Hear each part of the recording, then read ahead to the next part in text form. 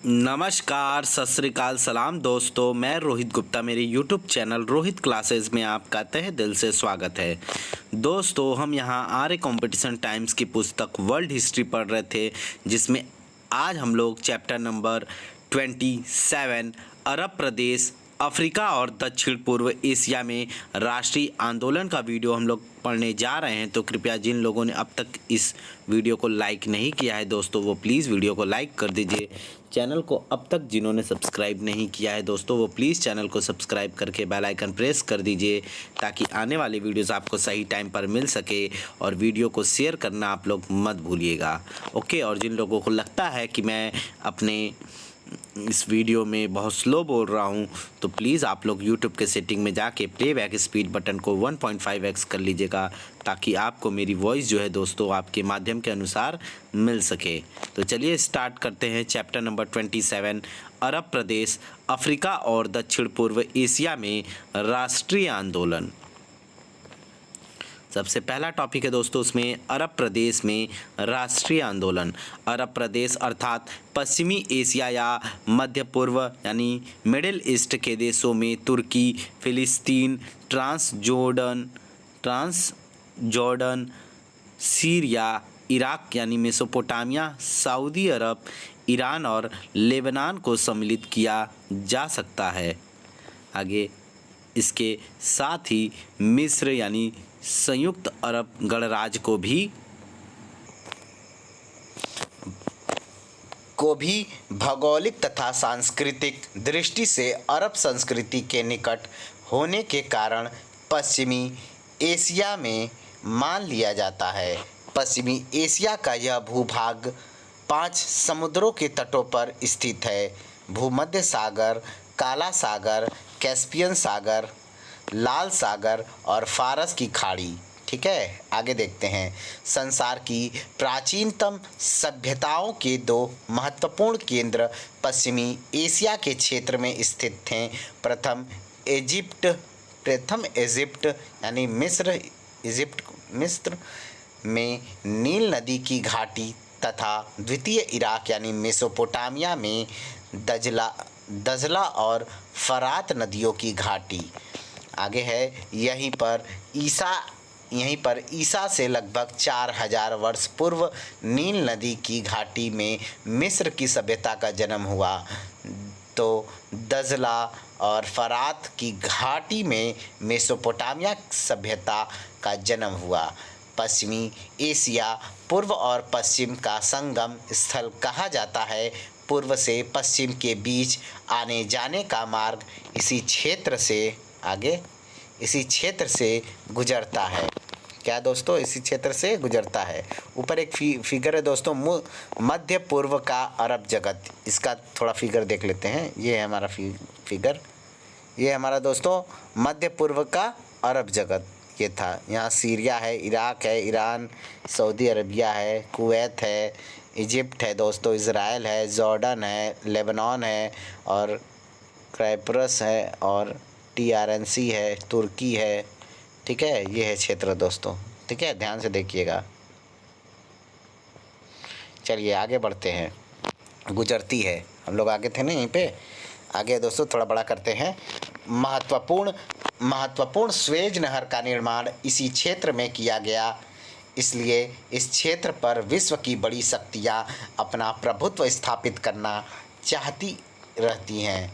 विश्व के 3 महाद्वीपों एशिया, यूरोप तथा अफ्रीका का केंद्र बिंदु होने के कारण इस क्षेत्र की सैनिक एवं सामरिक महत्ता बहुत अधिक है। पश्चिमी एशिया में अरब संस्कृति का उदय 7वीं शताब्दी से 11वीं शताब्दी के मध्य हुआ। छोटे छोटे कबीलों और राज्यों वाला अरब प्रदेश धीरे धीरे विश्व का विशाल साम्राज्य बन गया। अरब साम्राज्य को संगठित रखने के लिए 2 तत्व महत्वपूर्ण माने जा सकते हैं: प्रथम इस्लाम धर्म तथा द्वितीय अरबी भाषा। अरब वासियों के लिए इस्लाम केवल धार्मिक संप्रदाय ही नहीं था, बल्कि वे उसे एक समाज दर्शन व्यवस्था के रूप में मानते थे। सिंध से स्पेन तक विस्तृत इस विशाल अरब साम्राज्य के प्रशासन में अरब लोगों ने विशेष योग्यता प्रदर्शित की। अरबों के अपने कानून कुरान पर आधारित थे। अरब के निवासियों ने अन्य संस्कृति के संपर्क में आकर अनेक विषयों का ज्ञान प्राप्त किया।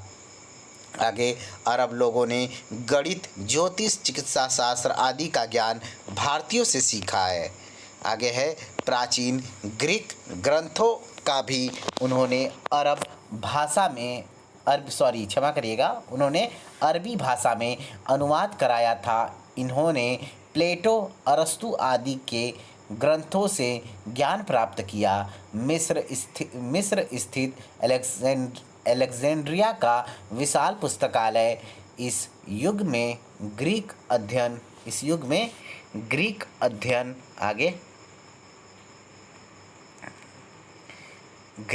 अध्ययन का एक महत्वपूर्ण केंद्र था। अपने विशाल साम्राज्य में अरबों ने अनेक विद्यापीठ स्थापित किए, जिनमें बगदाद, बसरा, कूफा, कैरो और कोर्डोवा के विद्यापीठ प्रमुख थे। 10वीं शताब्दी में यहाँ का प्रसिद्ध इतिहासकार अलबरूनी भारत आया था। ठीक है, लगभग 1017 के आसपास दोस्तों। ठीक है, आगे 14वीं-15वीं शताब्दी में अरब में इब्न खालदून इतिहास दर्शन के प्रसिद्ध विद्वान हुए हैं, जिनकी प्रसिद्ध पुस्तक मुकदीमा है। ठीक है, आगे अरब राष्ट्र के अधीन किसी एक धर्म या संस्कृति के लोग नहीं थे। इसमें इराकी, मिस्री, सीरियाई, लेबनानी सभी मूलतः अरबी ही थे। अरब के निवासियों में राष्ट्रीयता का आरंभिक आधार इस्लाम धर्म को माना जा सकता है। इस्लाम धर्म ने अरब प्रदेश के विविध कबीलों को एक सूत्र में संगठित किया, जिसके कारण उनमें राजनीतिक एकता की स्थापना हुई। 17वीं शताब्दी से जब ऑटोमन साम्राज्य कमज़ोर होने लगा तो अरब में स्वतंत्र राज्यों का उदय हुआ। आगे अरब राष्ट्रीयता की भावना का प्रादुर्भाव सीरिया, लेबनान, मिस्र, इराक आदि प्रदेशों में प्रारंभ हुआ था। जिन लोगों की भाषा अरबी है वे सब अरब राष्ट्रीयता के अंग हैं। यह विचार 19वीं शताब्दी के मध्य तक जोर पकड़ने लग गया था। इस विचार का प्रादुर्भाव सर्वप्रथम सीरिया और लेबनान में हुआ था। आगे अरब लोग जहां एक ओर तुर्की आधिपत्य को समाप्त करना चाहते थे, वहीं दूसरी ओर पाश्चात्य देशों के हस्तक्षेप और साम्राज्यवादी नीति से भी मुक्त होना चाहते थे। 19वीं और 20वीं शताब्दी में अरब जगत में अनेक आंदोलन हुए। क्या हुए दोस्तों? अनेक आंदोलन हुए। पश्चिमी देशों द्वारा किए गए आर्थिक शोषण के कारण अरब राज्यों का आर्थिक विकास रुक गया था। पश्चिमी एशिया के इन देशों ने अपने शोषण का जबरदस्त विरोध किया और उनके विरुद्ध उग्र आंदोलन चलाए। आगे वहाबी आंदोलन 15वीं एवं 16वीं शताब्दी में अरब प्रायद्वीप पर ऑटोमन तुर्क साम्राज्य का शासन था, किंतु जब तुर्की की शक्ति शिथिल होने लगी तो 1633 ईस्वी में अरब क्षेत्र में तुर्क सूबेदार को पद से हटाकर कासिम नामक व्यक्ति ने अपनी स्वतंत्र सत्ता स्थापित की। आगे कासिम और उनके उत्तराधिकारी इतिहास में इमाम के नाम से प्रसिद्ध हुए। ये शासक के साथ साथ धर्माचार्य भी थे। इन्हीं इमामों के शासन में 18वीं शताब्दी में एक नया संप्रदाय प्रारंभ हुआ, जिसे वहाबी कहते हैं। ठीक है, जिसे क्या कहते हैं दोस्तों? वहाबी कहते हैं।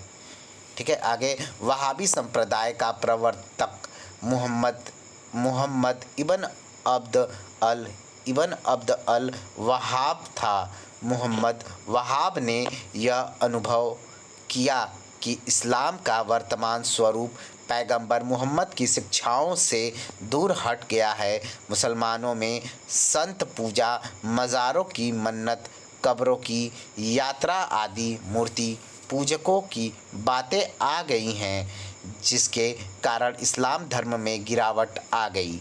आगे उसने इस्लाम को शुद्ध और मौलिक रूप में मानने के लिए जो आंदोलन शुरू किया उसको वहाबी आंदोलन नाम दिया गया। वहाबी आंदोलन के अंतर्गत इस्लाम के शुद्ध स्वरूप के अस्तित्व के लिए शस्त्रों का प्रयोग भी किया जा सकता था। आगे है, शस्त्रों का प्रयोग भी किया जा सकता था। आगे है दोस्तों, वहाबी आंदोलन के समर्थकों ने अनेक स्थानों पर विजय प्राप्त की, जिसके प्रत्युत्तर में तुर्की के सुल्तान ने वहाबियों के आंदोलन को दबाने का काम मिस्र के मोहम्मद अली पाशा को सौंपा। 1812 ईस्वी में इब्राहिम पाशा के नेतृत्व में एक सेना वहाबी आंदोलन को समाप्त करने हेतु गई। 1818 ईस्वी में इब्राहिम पाशा ने संपूर्ण अरब से वहाबी समर्थकों को समाप्त कर मक्का एवं मदीना पर पुनः अधिकार कर लिया। वहाबियों के नेता इब्न सऊद का कत्ल कर दिया गया। वहाबी आंदोलन जहां इस्लामी धर्म की रक्षा के लिए चलाया गया था, वहां अखिल इस्लामवादी आंदोलन राजनीतिक उद्देश्य से प्रेरित था। अखिल अरबवादी आंदोलन पश्चिमी एशिया के राज्यों में जहां एक ओर इस्लाम का प्रचार हो रहा था, वहीं दूसरी ओर अरब राष्ट्रीयता का भी उदय हुआ। मिस्र, सीरिया, लेबनान, इराक आदि राज्य जो तुर्क साम्राज्य के अधीन थे, उनमें मुख्यतः अरब लोग निवास करते थे। नई शिक्षा एवं नवजागरण के कारण इनमें यह विचार उत्पन्न होने लगा था कि अरबों को तुर्क साम्राज्य की अधीनता से मुक्त होकर राष्ट्रीय स्वतंत्रता प्राप्त करनी चाहिए। 1834 ईस्वी में बेरूत में अरबी लिपि का पहला छापाखाना स्थापित हुआ, जहां बाइबिल का प्रथम अरबी अनुवाद प्रकाशित हुआ।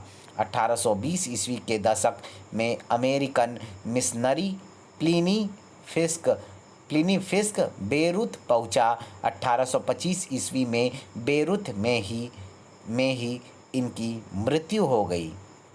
आगे दोस्तों, बेरूत लेबनान में अमेरिकी ईसाई मिशनरी ने कार्य करने वाले अल बुस्तानी को अरब साहित्यिक चेतना और बौद्धिक जागरण का अग्रदूत माना जाता है। किसको दोस्तों? बेरूत में अमेरिकी ईसाई मिशनरी में कार्य करने वाले जो थे अल बुस्तानी, उनको जो है अरब साहित्यिक चेतना और बौद्धिक जागरण का अग्रदूत माना जाता है। ठीक है, आगे है ब्रदरहुड मूवमेंट को 1910 ईस्वी के दशक में इब्न सऊद ने चलाया, जिसके मुख्य उद्देश्य कुरीतियों को समाप्त करके इस्लाम का शुद्धिकरण करना तथा पैन इस्लाम एवं अरब राष्ट्रीयता के आधार पर अरबों में एकता उत्पन्न करना था। आगे इब्न सऊद ने इखवान की स्थापना की, जो एक सैन्य और धार्मिक भाईचारा था। 1913 ईस्वी में पेरिस में यंग अरब एसोसिएशन के तत्वाधान में अरब कॉन्फ्रेंस का आयोजन हुआ। मिस्र देखते हैं दोस्तों। मिस्र में अरबी पाशा के नेतृत्व में एक विद्रोह हुआ, जिसका उद्देश्य ब्रिटेन तथा फ्रांस के बढ़ते हुए प्रभुत्व को रोकना था। इससे मिस्र में राष्ट्रीयता की भावना का विकास हुआ। आगे 1882 ईस्वी में ब्रिटिश सेना ने तेल अल कबीर के मैदान में अरबी पाशा की शक्ति को नष्ट कर दिया। मिस्र वासियों के लिए का विचार अरबी पाशा की मृत्यु के बाद जोर पकड़ता गया। ठीक है, जोर पकड़ता गया। आगे मिस्र अफ्रीका के उत्तर पश्चिम में नील नदी के तट पर एक छोटा सा देश है, जो उत्तर में भूमध्य सागर, पश्चिम में लीबिया के रेगिस्तान, पूर्व में लाल सागर और दक्षिण में नील नदी के द्वारा घिरा हुआ है। आगे तुर्की के सुल्तान ने मेहमत अली या मुहम्मद अली को 1805 ईस्वी में मिस्र का पासा स्वीकार कर लिया। आगे मिस्र का पासा स्वीकार कर लिया। आगे वह 1805 ईस्वी में 1805 ईस्वी से 1849 ईस्वी तक मिस्र का कर्णधार रहा। ठीक है। मेहमत अली ने तुर्की के सुल्तान की अधीनता नाम मात्र के लिए ही स्वीकार की थी। वास्तव में वह मिस्र का स्वतंत्र शासक था। फीसर ने अपनी पुस्तक द मिडिल ईस्ट में लिखा है, 19वीं शताब्दी का मिस्र मुहम्मद अली की सृजनात्मक रचना कहा जा सकता है और उसे अपने युग का महान शासक होने का महत्व प्राप्त है। मेहमत अली के समय में मिस्र न केवल आर्थिक रूप में जागृत हुआ बल्कि उसका आधुनिकीकरण भी इसी समय में हुआ। उसने पाश्चात्य विचारों को प्रशय दिया। मेहमत अली ने शासन को सुव्यवस्थित करने के लिए एक नवीन शासन पद्धति का निर्माण किया।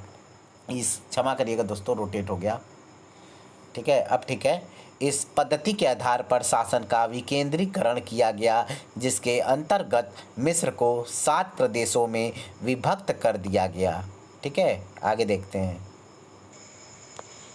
आगे दोस्तों, ग्राम प्रशासन को अधिक सशक्त एवं सुसंगठित किया गया। मेहमत अली ने अपने शासनकाल में सेना का आधुनिकीकरण किया। फ्रांसीसी सेना अधिकारी कर्नल शिप्स ने सेना को पश्चिमी देशों की पद्धति पर प्रशिक्षित किया। इसने मिस्र की सेना का संगठन नवीन फ्रांसीसी पद्धति पर किया। कर्नल शिप्स सुलेमान पाशा के नाम से विख्यात हुआ। 1808 ईस्वी में पाशा ने जनता एवं सामंत वर्ग के अधीन समस्त भूमि का सर्वेक्षण कराया। आगे देखते हैं। उसने प्राचीन भूधारण पद्धति को समाप्त कर दिया। मेहमत अली ने भूमि कर की वृद्धि के साथ ही साथ अपना ध्यान व्यापार की ओर भी दिया। मेहमत अली ने उद्योग एवं कृषि को आधुनिक पद्धति के द्वारा अधिक उपयोगी बनाया। आधुनिक कृषि यंत्रों का प्रयोग कर खेतों को अधिक उपजाऊ बनाया। इसने अनाज के निर्यात पर सरकारी एकाधिकार स्थापित किया। सिंचाई प्रबंधन के द्वारा कृषि का उत्पादन बढ़ाया। पुरानी नहरों को व्यवस्थित करवाया, साथ ही नई नहरों का निर्माण करवाया। आगे मेहमत अली ने स्वयं अशिक्षित होने पर भी मिस्र में शिक्षा के विकास की ओर विशेष ध्यान दिया।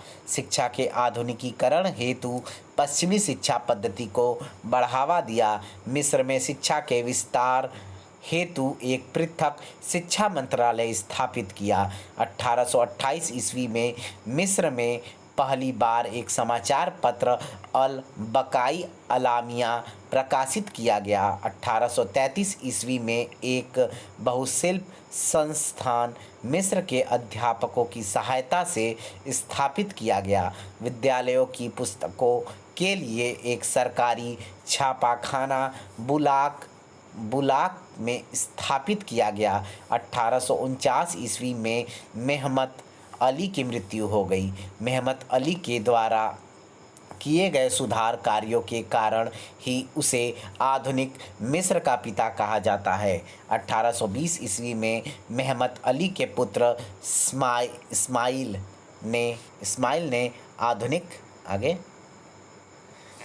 इस्माइल ने आधुनिक खार्तूम नगर की नींव रखी। मेहमत अली के बाद उसका पुत्र इब्राहिम गद्दी पर बैठा, किंतु कुछ ही समय बाद उसकी मृत्यु हो गई। 1849 ईस्वी में अब्बास गद्दी पर बैठा और उसने 5 वर्ष तक शासन किया।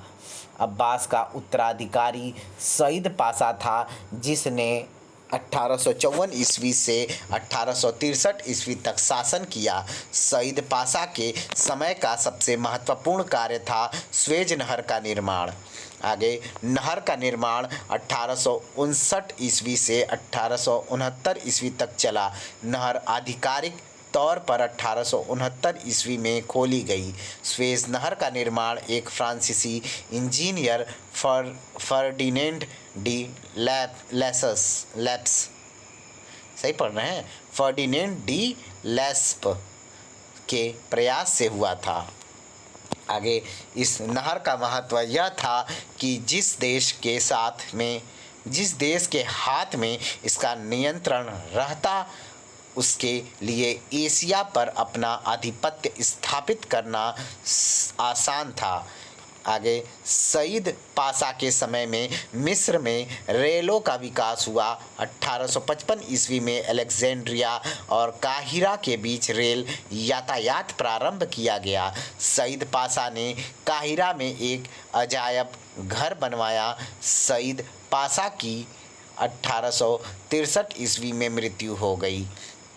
आगे, 1863 ईस्वी में इस्माइल पाशा के गद्दी पर बैठने के साथ ही मिस्र का आर्थिक संकट बढ़ गया। इस्माइल पाशा ने खदीव की उपाधि के लिए तुर्की के सुल्तान को भेंट देने में अपरिमित धन खर्च किया। आगे, उसने स्वेज नहर बनवाने तथा रेल, डाक तार, बंदरगाहों आदि पर बहुत धन व्यय किया।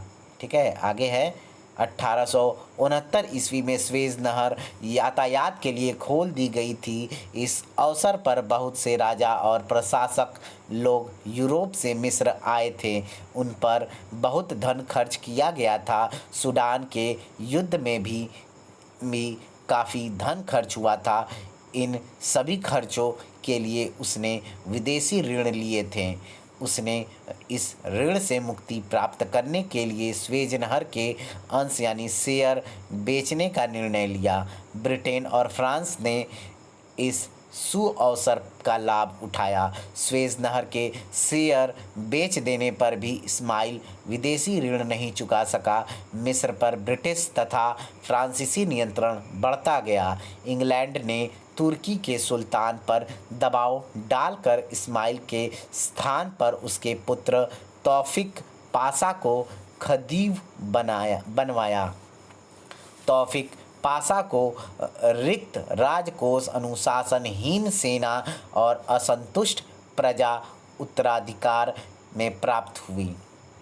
आगे है दोस्तों, तौफिक पाशा के समय में फ्रांस तथा इंग्लैंड का दोहरा नियंत्रण स्थापित हुआ। दोनों देशों ने प्रशासन में मिस्र के अधिकारियों को हटाकर विदेशियों की नियुक्ति की। संपूर्ण प्रशासन पर विदेशी एकाधिकार होने के कारण जन असंतोष बढ़ गया था। जनता विदेशी हस्तक्षेप समाप्त करने की मांग करने लगी। आगे, इस समय वहाँ कई विद्रोह हुए, जिनमें कर्नल अहमद अराबी बे का विद्रोह सबसे भयानक था। अराबी विद्रोह मिस्र का प्रथम राष्ट्रीय आंदोलन कहलाता है। आगे, फ्रांस तथा इंग्लैंड के द्वैध शासन से मिस्र की आर्थिक स्थिति बिगड़ गई थी। 1881 ईस्वी में मिस्र वालों का आंदोलन आरंभ हुआ, जिसका नेतृत्व कर्नल अराबी बे ने किया। उसने धीरे धीरे मिस्र में राष्ट्रीय चेतना के विकास को राजनीतिक रूप दिया। सेना ने भी उसका साथ दिया। इस विद्रोह ने विदेशियों के हस्तक्षेप का विरोध किया था। इंग्लैंड इस विद्रोह का दमन करना चाहता था, अतः उसने एक सेना विद्रोह को दबाने के लिए भेज दी। आगे, अंग्रेज़ों ने 13 सितंबर 1882 ईस्वी को अलेक्जेंड्रिया पर बम वर्षा करके अराबी विद्रोहियों को परास्त कर दिया। यह युद्ध तेल अल कबीर का युद्ध कहलाता है। 1884 ईस्वी में लॉर्ड क्रोमर को मिस्र में ब्रिटिश एजेंट एवं राजदूत बनाकर भेजा गया। मिस्र पर ब्रिटिश आधिपत्य स्थापित करने का मुख्य श्रेय उसे ही दिया जाना चाहिए। मिस्र अंग्रेज़ों का उपनिवेश बन गया, किंतु फ्रांस को इससे दुख हुआ, लेकिन अंततः 1904 ईस्वी में एक समझौते के द्वारा उसने मिस्र पर इंग्लैंड का अधिकार स्वीकार कर लिया। 1914 ईस्वी में प्रथम विश्व युद्ध आरंभ हुआ। इस युद्ध के कारण तुर्की साम्राज्य का अंत हुआ और गैर तुर्क प्रदेशों को तुर्की के सुल्तान की अधीनता से मुक्ति मिली और वे स्वतंत्र हो गए। नवंबर 1914 ईस्वी में तुर्की का सुल्तान जर्मनी का पक्ष लेकर महायुद्ध में सम्मिलित हुआ तो ब्रिटेन ने तुर्क साम्राज्य और मिस्र के संबंधों का अंत कर दिया और मिस्र अब पूर्ण रूप से ब्रिटेन का संरक्षित राज्य बना दिया गया। मिस्र की संपूर्ण उपज क्षमा करिएगा दोस्तों मिस्र की संपूर्ण उपज और साधनों का प्रयोग युद्ध के लिए किया गया। इस बात से मिस्र के लोगों में बहुत असंतोष फैला और वहाँ एक राष्ट्रीय आंदोलन आरंभ हुआ जिसका उद्देश्य मिस्र को ब्रिटेन के प्रभुत्व से मुक्त कराना था। इस आंदोलन का प्रमुख नेता जगलूल पाशा था। युद्ध काल में मिस्र में एक नए राष्ट्रीय दल वफद अल मिस्री का प्रादुर्भाव हुआ जिसका नेता जगलूल पाशा था। वफद पार्टी ने सशस्त्र स्वयंसेवकों का एक दल संगठित किया और ब्रिटिश अधिकारियों पर हमले शुरू किए। 28 फरवरी 1922 ईस्वी को ब्रिटिश सरकार ने मिस्र के साथ एक समझौता किया जिसके अनुसार यह स्वीकार किया गया कि मिस्र एक स्वाधीन देश है और उस पर ब्रिटेन के संरक्षण का व प्रभुत्व का अंत किया जाना है, लेकिन स्वेज नहर के क्षेत्र में ब्रिटिश सेना स्थापित रहे। आगे मिस्र के राष्ट्रीय नेता इस संधि से संतुष्ट नहीं थे। 1923 ईस्वी में मिस्र की संसद के चुनाव हुए जिसमें राष्ट्रीय दल यानी वफद को सफलता प्राप्त हुई। आगे देखते हैं दोस्तों सफलता प्राप्त हुई। जगलूल पाशा को प्रधानमंत्री बनाया गया। इसी समय तुर्की में मुस्तफ़ा कमाल पाशा के नेतृत्व में गणतंत्र की स्थापना हो चुकी थी। आगे 1926 ईस्वी में संपन्न चुनावों में 70% स्थान जगलूल पाशा के क्या था दोस्तों जगलूल पाशा के राष्ट्रीय दल को प्राप्त हुए, किंतु ब्रिटिश दखल के चलते एक मिला जुला मंत्रिमंडल बनाया गया जिसका प्रधानमंत्री सरवत पाशा बना। 1927 ईस्वी में जगलूल पाशा की मृत्यु हो गई। अब वफद पार्टी का नेता नहस पाशा को बनाया गया। संसद में वफद पार्टी का बहुमत था, अतः नहस पाशा के नेतृत्व में नया मंत्रिमंडल बना, किंतु राजा फौद ने संसद को भंग कर दिया। आगे देखते हैं दोस्तों। दिसंबर 1929 ईस्वी में पुनः चुनाव कराए गए जिसमें भी वफद पार्टी को बहुमत मिला। नहस पाशा पुनः प्रधानमंत्री बना। सन 1935 ईस्वी में जब इटली ने अबिसीनिया पर आक्रमण किया तो अंग्रेज चिंतित हुए। वे अब मिस्र के लोगों को संतुष्ट कर उनके साथ संबंध सुधारना चाहते थे। 1936 ईस्वी के चुनाव में नहस पाशा प्रधानमंत्री बना। उसने ब्रिटेन के साथ समझौते का प्रयत्न किया। अंततः 16 अगस्त 1936 ईस्वी को लंदन में एक संधि हुई जिसके अनुसार मिस्र को एक संपूर्ण प्रभुत्व संपन्न राज्य मान लिया गया। लंदन संधि से मिस्र को पूर्ण स्वतंत्रता प्राप्त हुई।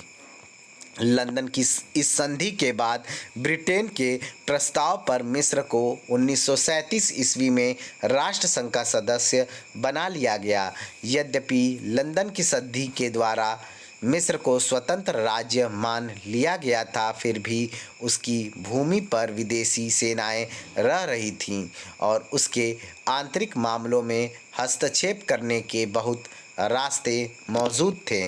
1946 ईस्वी में काफ़ी विचार विमर्श के बाद ब्रिटेन तथा मिस्र ने यह तय किया कि 31 मार्च 1946 तक स्वेज क्षेत्र तथा सितंबर 1946 तक शेष मिस्र के प्रदेश से ब्रिटेन अपनी सेनाएं हटा लेगा। सूडान के प्रश्न पर गतिरोध उत्पन्न हो जाने से यह समझौता लागू नहीं हो सका।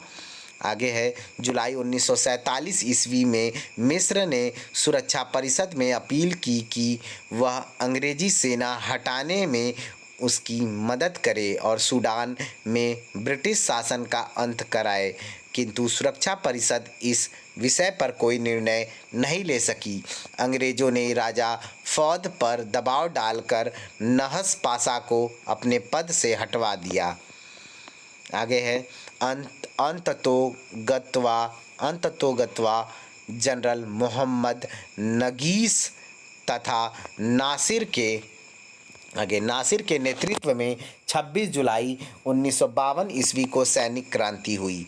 मिस्र में गणतंत्र स्थापित किया गया। नगीस गणतंत्र का प्रथम राष्ट्रपति तथा नासिर सहायक प्रधानमंत्री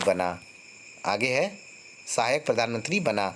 आगे मिस्र का समृद्ध वर्ग नगीस के पक्ष में था और क्रांतिकारी नवयुवक सहायक प्रधानमंत्री नासिर के पक्षपाती थे। 1954 ईस्वी में नगीस को देशद्रोह के अभियोग में बर्खास्त किया गया तथा कर्नल नासिर को मिस्र का शासनाध्यक्ष बनाया गया।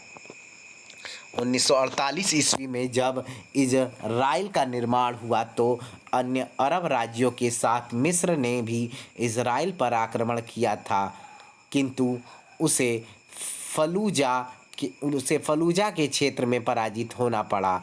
अतः जब नासिर सत्ता में आया तो वह फिलिस्तीन को यहूदियों से मुक्ति दिलाना चाहता था। आगे, नासिर ने 26 जुलाई 1956 ईस्वी को स्वेज नहर का राष्ट्रीयकरण कर दिया। ब्रिटिश प्रधानमंत्री सर एंथनी ईडन ने नासिर के लिए नील का मुसोलिनी संज्ञा का प्रयोग किया। राष्ट्रीयकरण की इस घोषणा से अरब राष्ट्रों को बहुत प्रसन्नता हुई।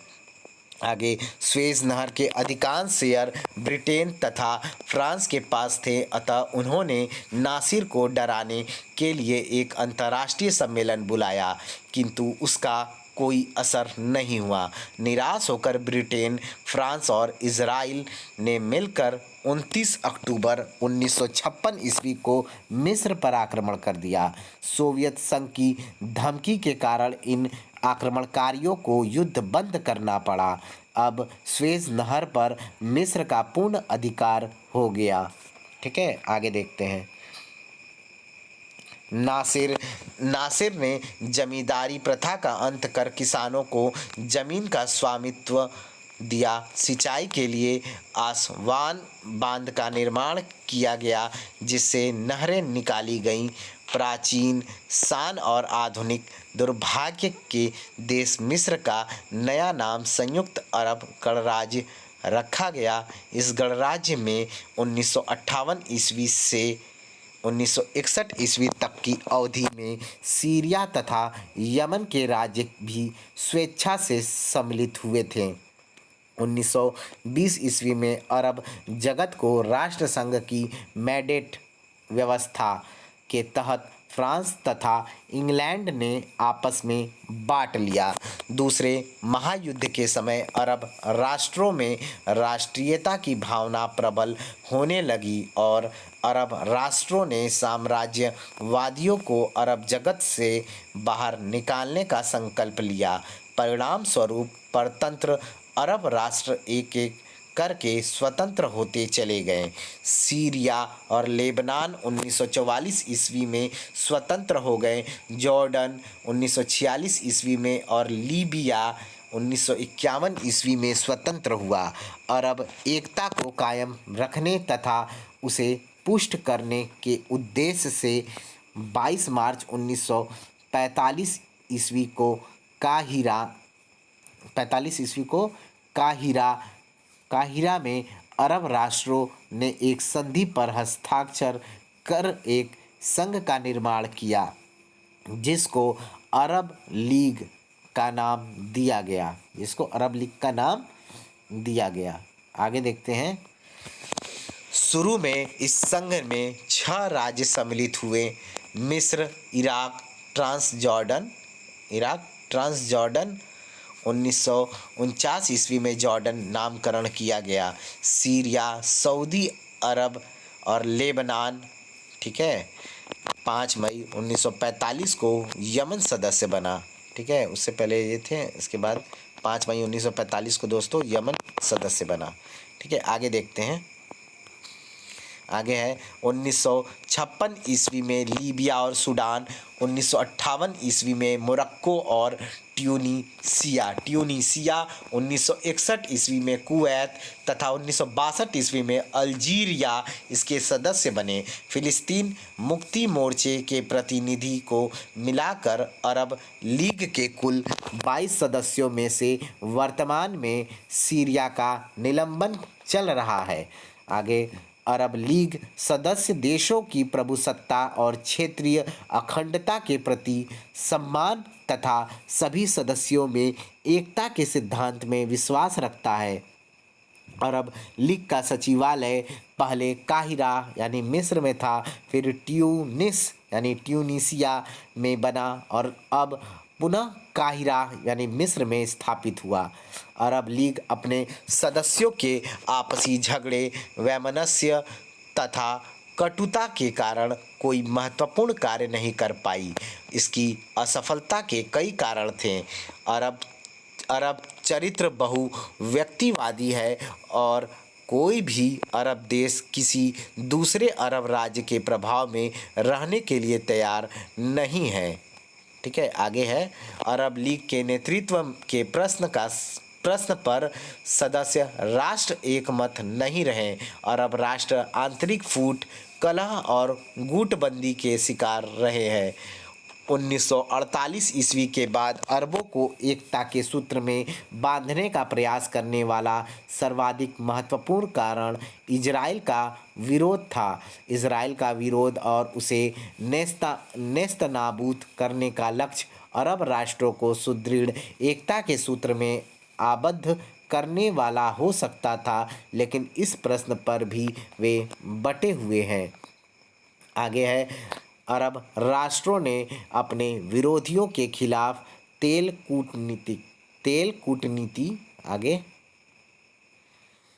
कूटनीति अर्थात अंतर्राष्ट्रीय राजनीति में तेल को राजनीतिक हथियार के रूप में इस्तेमाल कर उसको नीचे झुकाने पर मजबूर किया है।